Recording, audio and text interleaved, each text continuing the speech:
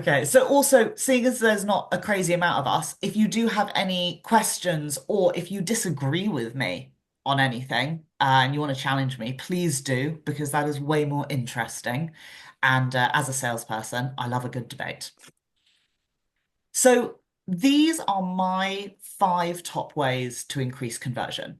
This is what I use every single time. So in terms of statistics, just to sort of see, is it worth doing these?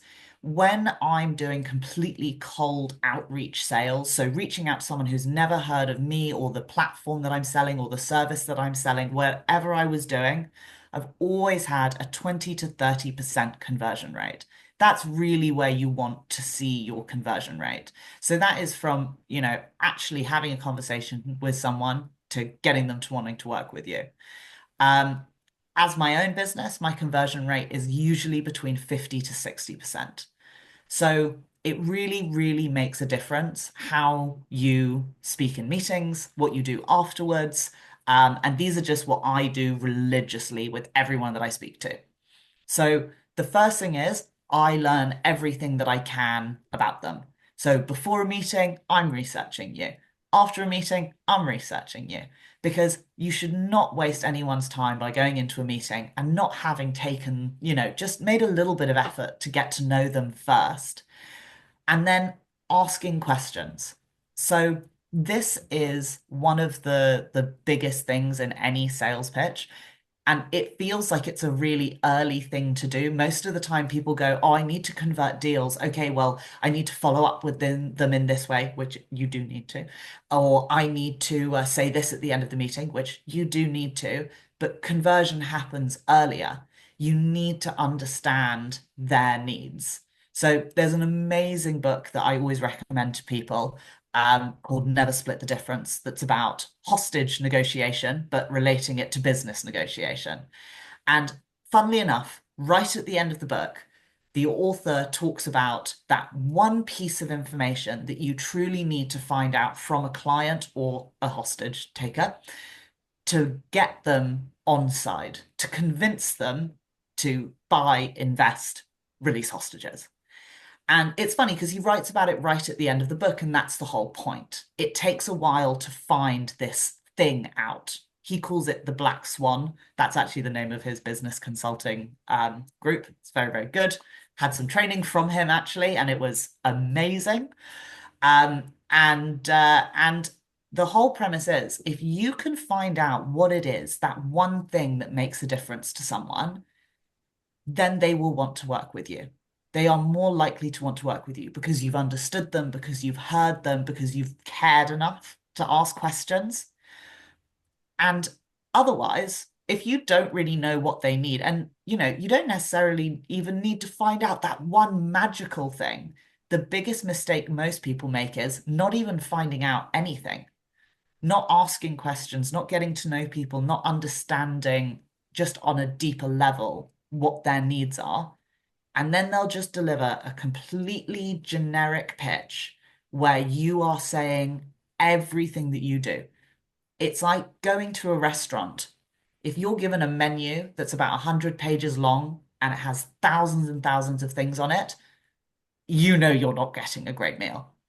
Whereas if you go to a restaurant and they hand you a menu and there's 5 or 6 things there, you know you're getting a higher end experience. And it's the same with a sales pitch. If you throw everything at someone, they don't see the value in it. So give them the things that they really, really want.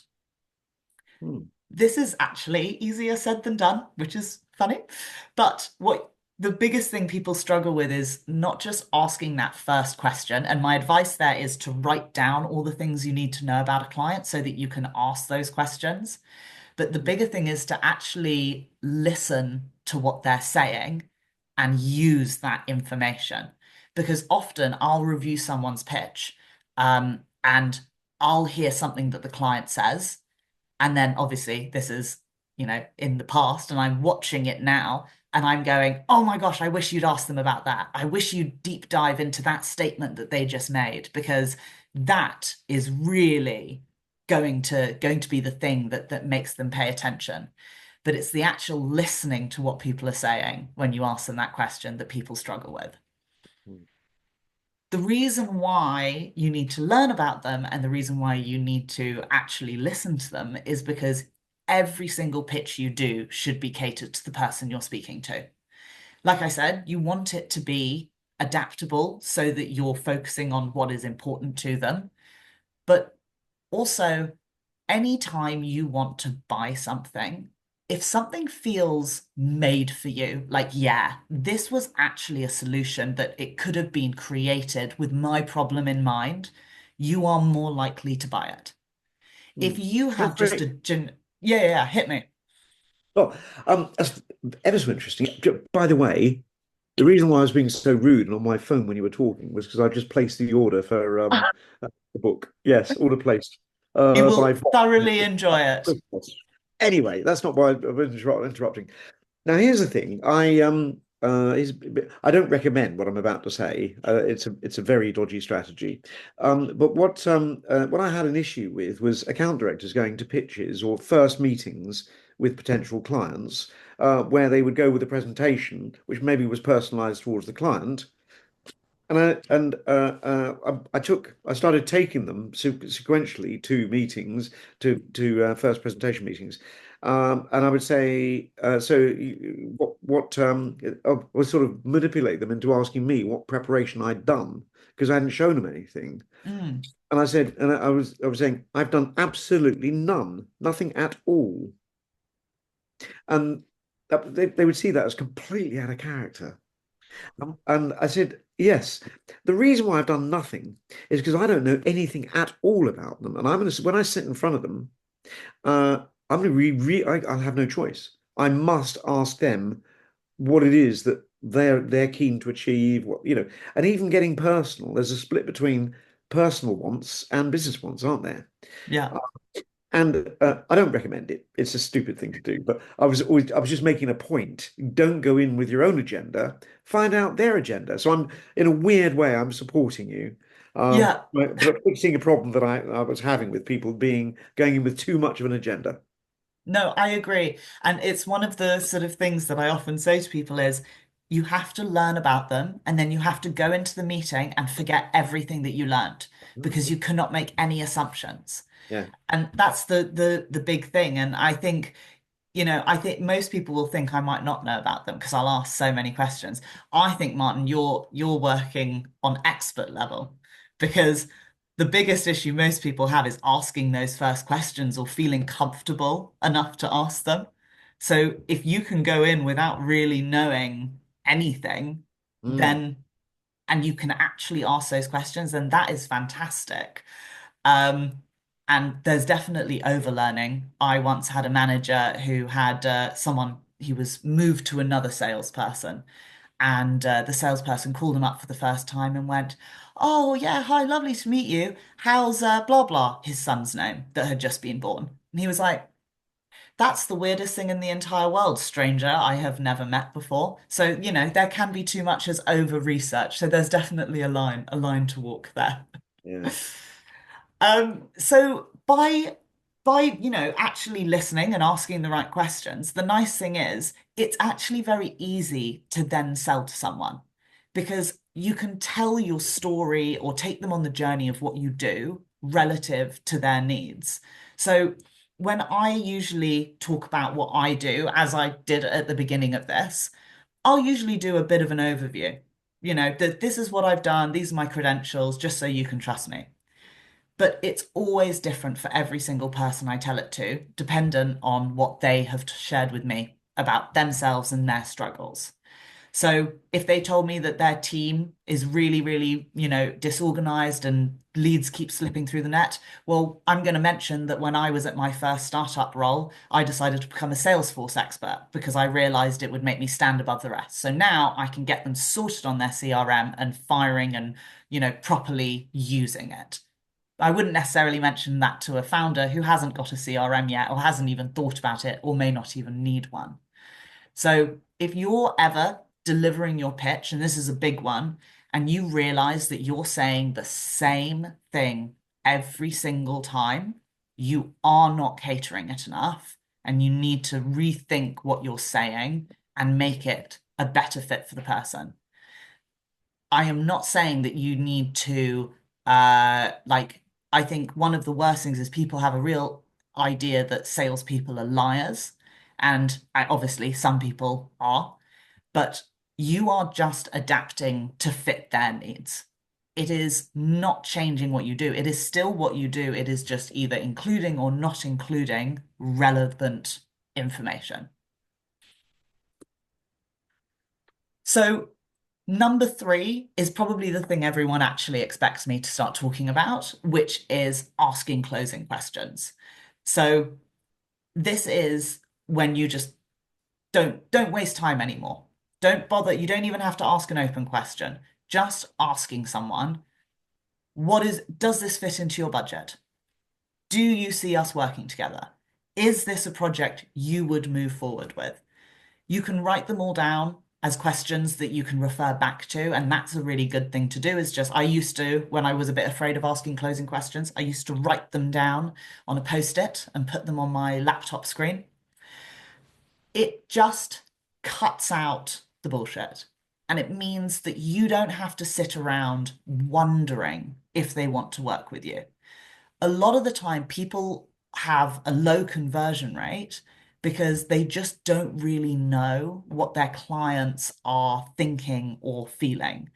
And they'll leave a meeting going, I'm not really sure how they feel about me or how they feel about this prospect. And in reality, if you don't know, you're like probably not going to get that deal. It's very rare that you're uncertain and they're uncertain, that that will then convert.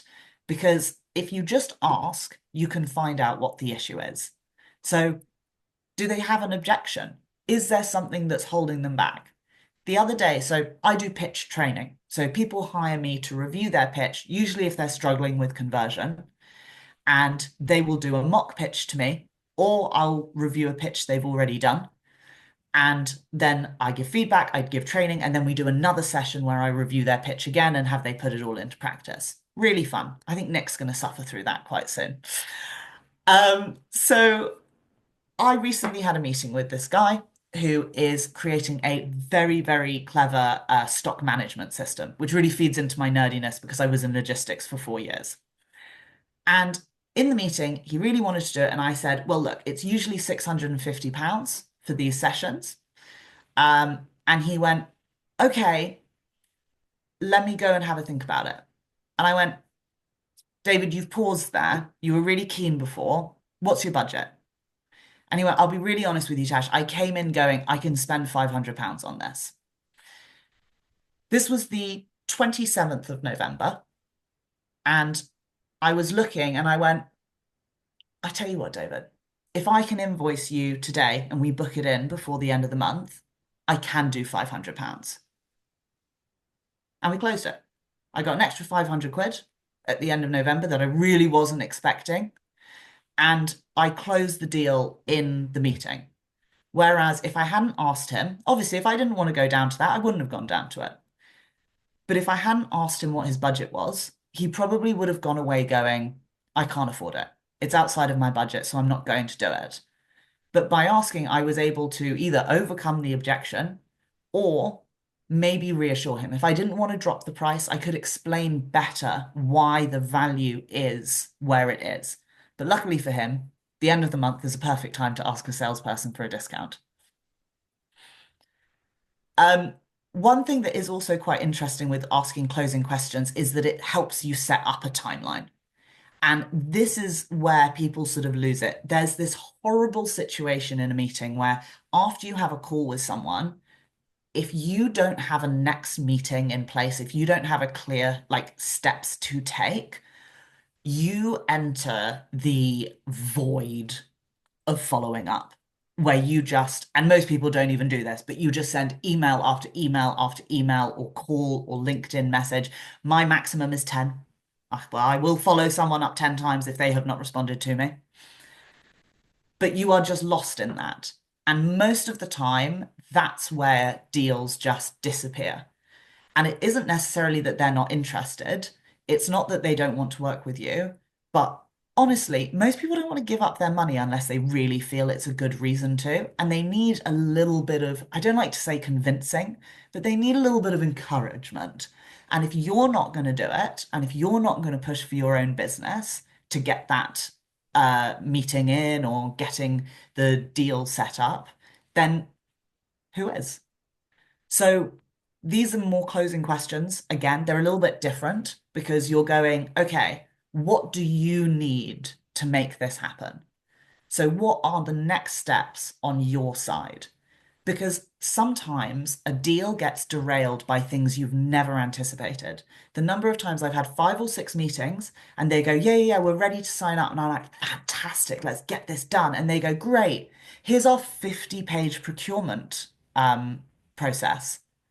And you're like, oh my God, why didn't you give this to me 2 months ago when we had our first meeting? I could have done it by then. But actually, that's my fault. I should have asked them. If you want to start working with us, I know we've got a few conversations to go, but out of curiosity, what is the next steps on your side? Because we're happy to get started on them. And then again, you shorten your sales cycle, you get them more concrete on, hey, you can't ignore us. We filled in your procurements file. We need to chat to you. And it's the same as Nick, you've unmuted. What is Yeah, it? I think one of the big ones on that was also understanding who actually signs this off.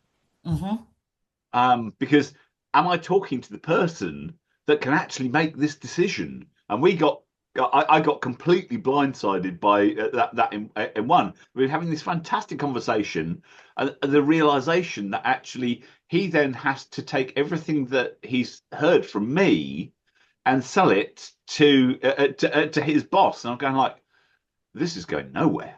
Yeah, exactly. Because no one can sell the way you can sell, you know? I mean, no one can deliver what you're wanting to explain to people the way that you can. You are the expert, especially if it is your own business. And so, I mean, unless you're just like truly, truly hate sales and you just hate having the conversation, of course you can outsource it. But that that question, who else is involved in this decision? Are there any other stakeholders? Obviously, you don't want to say, who's your boss? Who actually holds the budget? Because I know it's not you. Um, but asking who else is involved. And then what I always do is I go, great. When can we put a call in with them? And if they are the decision maker, but they need to speak to other people, you go, great. When will you speak to them? Let's put a second meeting in the diary. It feels like the most uncomfortable thing in the world, but I challenge all of you to go in your next meeting and put in that second call. Say, can we have a catch-up call? They say, oh, we won't know until January. That's fine. How are you set for middle of Jan? These are my days. Can you do that? They'll say yes. They will. It is bizarre. I didn't believe it when someone told it to me for the first time a couple of years ago, and yet it 100% works. I mean, maybe 90% success rate, but that's still pretty good for sales. That's pretty good. And you just have to be confident. That's it, really, is just feeling like, asking them if they're interested in setting up next steps is not going to scare them away. If they want to work with you, they want to work with you. Nothing you do at this point, bar, I don't know, calling them a slur, is going to ruin this deal for you. If they're interested, you've done a great job, set up the next steps. And if they don't, and this is more salesy than conversion, but if they don't want to set up those next steps, I recommend going back to learning more about them to understand what's holding them back and asking, what is it that you can't? Maybe it's their process, or maybe it's, other stakeholders, but you've missed something. Why can't they speak to you in a couple of weeks? And then this is ultimately it. Basically, all of that stuff really, really helps. But this is what makes conversion. And this is where I hear the worst advice. You have got to follow up with people. You have got to email them. You've got to call them. You can LinkedIn, WhatsApp. I don't care if you send a smoke signal, but make it personal, be consistent. I'm talking every single week, and let them know you are still there. They've said that they want to speak. You're not being annoying. You're not being rude. You're just checking in. The amount of people who'll say to me, oh, I can't do that. It's going to ruin my reputation. Oh, I can't do that. That's so annoying. I have been following up with people in this way for over 10 years. And I worked it out recently. I have done like actual sales pitches to over 10,000 people easily. I've only once in my life had someone, after a pitch, come back to me and go, you've annoyed me so much by following up with me that I don't want to work with you. And every time I emailed her, she'd go, could you just get back to me in 2 weeks? And in 2 weeks, I would email her back. And she was like, get back to me in a week. In a week, I would get back. Anyway, that was all on her. I think she just didn't want to, didn't want to work with, the really lovely charity and volunteering platform that I was part of. So don't worry about rejection. Don't worry about, damaging your reputation. You are fighting for your business. And if people get annoyed with you, then they are not going to have worked with you in the first place. They're just annoyed that you're not taking their silence as rejection. But you don't have to take their silence as rejection. They can tell you. You've had a meeting with them, you've made the effort. They can let you know they don't want to work with you. And one thing I do want to say here is I sort of brushed on it, but personalization. Don't just send one or two follow-ups and then pop someone in a newsletter. That is so unpersonalized, and they've not asked to be put in your newsletter either. So that's probably just going to annoy them more than anything else. If you want to get a proper deal, proper contract, you've got to be personal and make that effort. And yeah, call people. That's usually a really, really big one, is make a call. So those are my five. I'm really curious to hear, are there any of is there anyone here who is struggling with conversion and is doing every single one of those five things really, really well? I've got, so we did on Pipsqueak a bit of outreach 4 weeks ago. And we've got a particular client that we had a really, really good one-to-one with. They actually asked us to come and present to the company. We proposed a way of working together that was a real win-win. And I followed it up informally with a chat, and still nothing's happened about it. So I now need to formalize that follow up a little bit more. And so they'll be getting an email today, and it's really looking at drafting that email, but also looking at because what we offered them wasn't a service that they'd ever really thought about, but in discussing it with them, they realized actually we identified a problem that they hadn't really identified as a problem. Yeah. And that the solution that we were proposing was a real win-win. But this is a new way of working for them. And so part of it is, I think that they don't have an internal system that would allow that to happen. But it's sort of looking at, we've now got someone that I think that the person that I'm talking to is definitely senior enough in the company that they can drive it forward. It doesn't have an effect on their budgets, and so it's not a financial reason that they're not engaging. I think it is a systemic thing of they need to look at, well, how do we integrate that into the system? So it's, at what point would you go, well, look, I can draw up that system framework for you and present it, not quite as a fait accompli, going, this is how it could be done. Would you feel comfortable enough within that proposal network framework of hopefully leading them to the water and Absolutely. drink the bloody water? Yes, no, absolutely. And that is actually what I would recommend doing if you do feel a bit stumped with how to follow up with people, is to go, right, what value can I add? What would help move this deal along? Because you're always going to have to do more. Like the extra mile is what a salesperson has to do. And so if you're able to go, hi, I was just thinking, I know that this isn't something you've all considered as a team before. So how are you set for if I came in Jan and did a presentation to show you the full concept of what we talked about?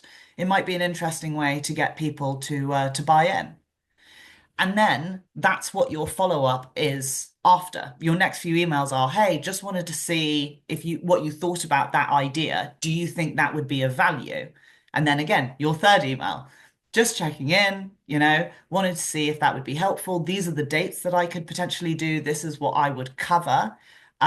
Or do you think this education piece isn't necessary? So on and so forth.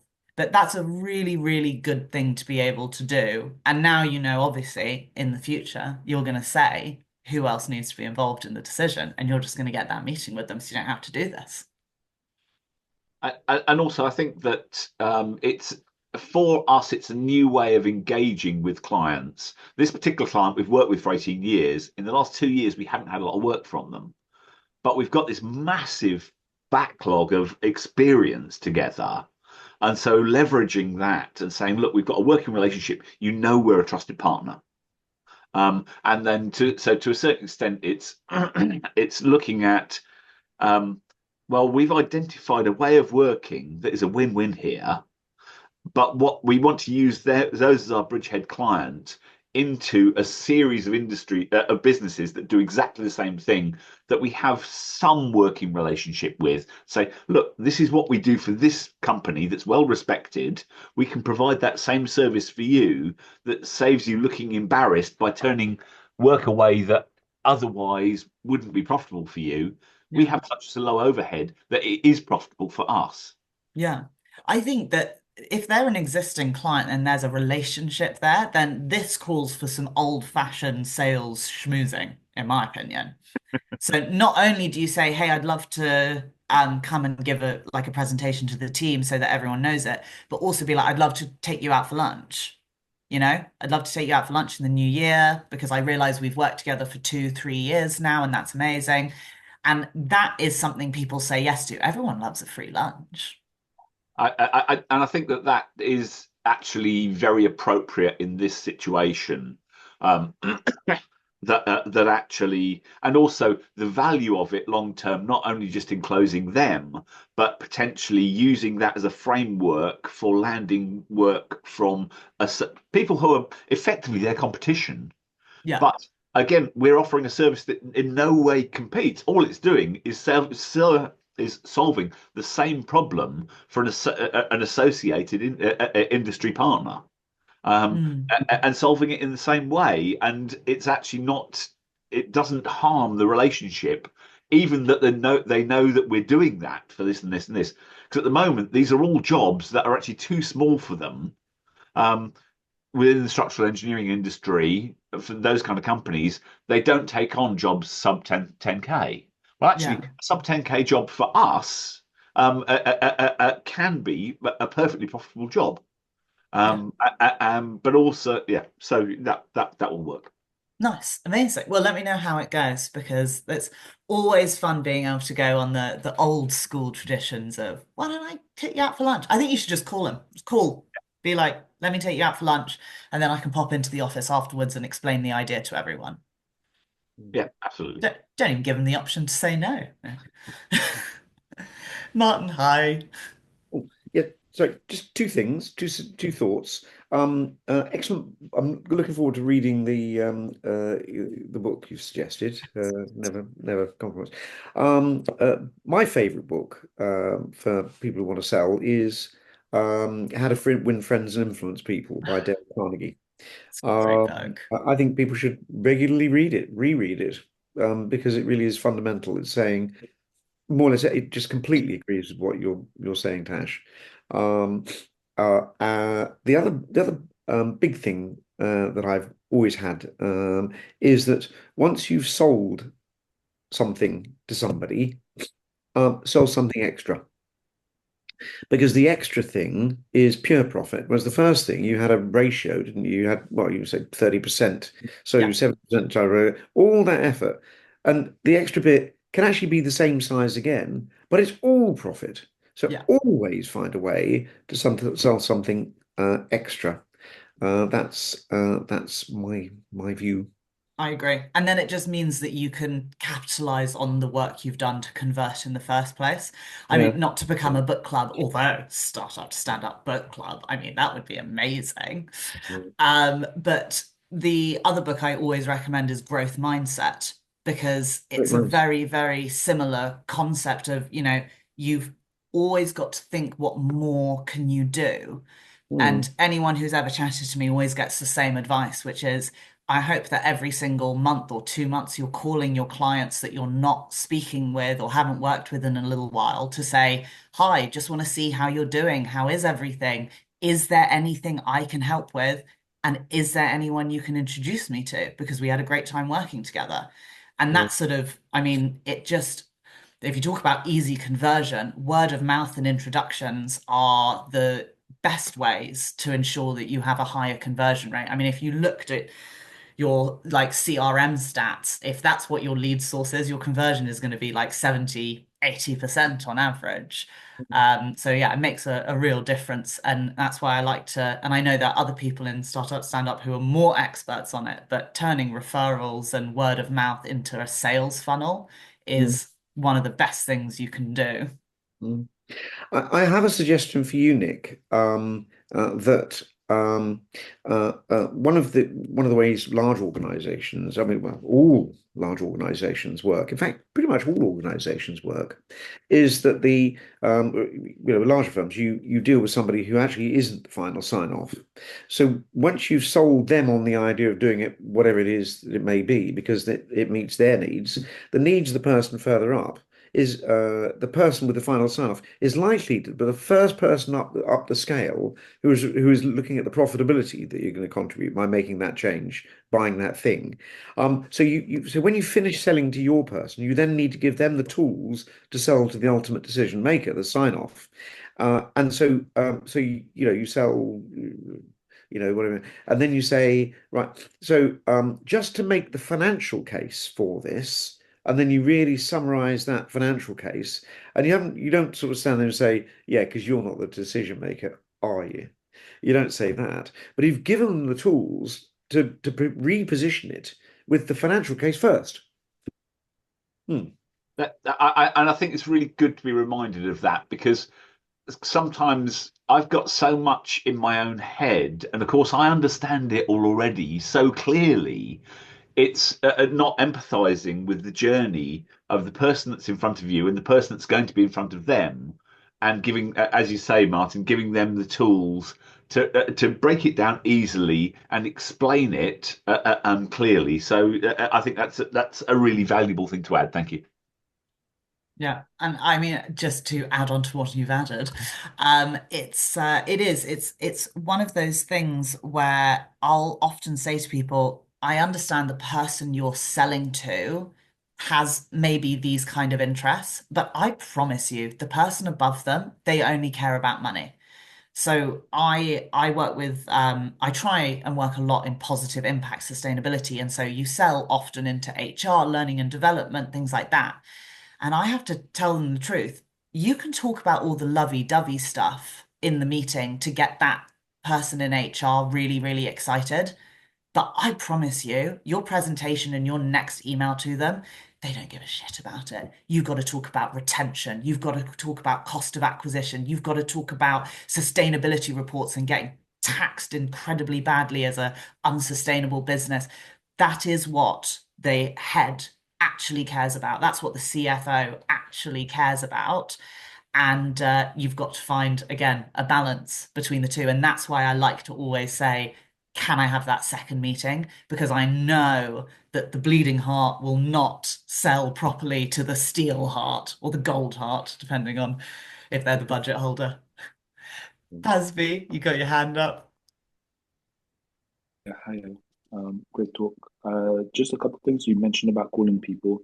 We have a CRM on our phones called Cove, And Cove is sort of like a mini database that just reminds you, hey, you haven't spoken to this person in a month or 2 months. And it taps into LinkedIn and tells you like, oh, they just had layoffs, like 20% of their staff is gone. Maybe you should give your friend a call and see if they still have a job. That kind of stuff. And I have on my we use HubSpot as our main CRM, but I just have this on my phone so it reminds me we do what we call how are you calls. We just call people up when it tells us to, when it reminds us to, and say, hey, how are you? And try not to talk about business for as long, at least for the first 2 minutes, just to see what's on their mind. Because sometimes people are like, oh, I've been meaning to talk to you about the website or whatever. But usually it might be something more pressing, and then you might be able to, because I'm in a lot of networks, and usually it's like, oh, my mortgage is coming up. I'm like, oh, I got a guy who said, so usually I can help them out with that. And then almost always within a week from that, they come back and need something. Yeah. The other thing you were talking about was right at the beginning of the talk about the tailoring it and not having the whole sort of like kitchen sink and saying like, look, this is all the stuff we do, because then it's too much of a overwhelm. And I was just watching the podcast, a little bit of optimism with Simon Sinek, and it's really good. I mean, if you guys know Simon Sinek, he's a really good speaker. He had an episode with Trevor Noah. They were talking two, not three. It's about a guy who sells shoes and like expensive shoes. And when the ladies go to like try, it's like, oh, can I try this? Like, yes, here you go. It's like, oh, can I try that one? It's like, yep. And then when they go for a third one, it's like, which one of the first two do you want me to get rid of? So they only are limited to a choice of A or B rather than A, B, or C, because he said if they have three, they tend to not buy any. But if they have two, they buy one or the other. So it actually improves his sales by restricting the options of what he's offering them. And then I was thinking like how I could implement that in my business. And we as a digital agency have a lot of different services, and we just cut it down to website. Yeah. Because I figured Yeah. I could upsell them. Like Martin was saying, once I've sold them the website, everything else is an extra bonus. Yeah. So it's like, and just all the other stuff there. It's like, oh, your logo's a little bit rough. Would you like us to upgrade it? Refresh. And they're like, oh yeah, sure, tack that on. Oh, you don't have Yeah. any photos. Would you like some photos? Yeah, okay. But essentially, the only thing I'm selling them is one website, so it makes it a Yeah. lot easier to do that. So Yeah. That's really just interesting. on, I'm going to check that podcast out because I think I've actually seen clips of it, but I've never watched the whole thing through. So that's a good reminder. it's very good. And if we're doing book recommendations, start with the why. Is his sort of famous thing. It's very good. There's a thing that's like ask yourself why you do something 7 times. You could do this with AI as well, like a chat GPT or whatever to help you. And I have it I do a workshop where it's like clone yourself using AI. And part of that is using the Simon Sinek like 7 whys. And it gets a really good understanding of your motivation. And then you can add on the other stuff. And it's a really powerful exercise. So highly recommend it for everyone. Really Thanks. interesting. Thank you. Thank you. That's really interesting. I'll check them out. So I'm aware that we only have like 1 minute left, right? So this is going to be my last tip to all of you when it comes to conversion. Bloody ask for it. So I do a pitch review. If you're in this room, it's maybe because you're not quite converting as many deals as you would like to. There could be a massive flaw that you are doing in your pitch. So I will put together a special startup to stand up price. It will somewhat depend on how many of you get in touch with me. But we're all connected on LinkedIn. You saw it pop up at the end. If you didn't see it, I'll actually just pop it in the link now.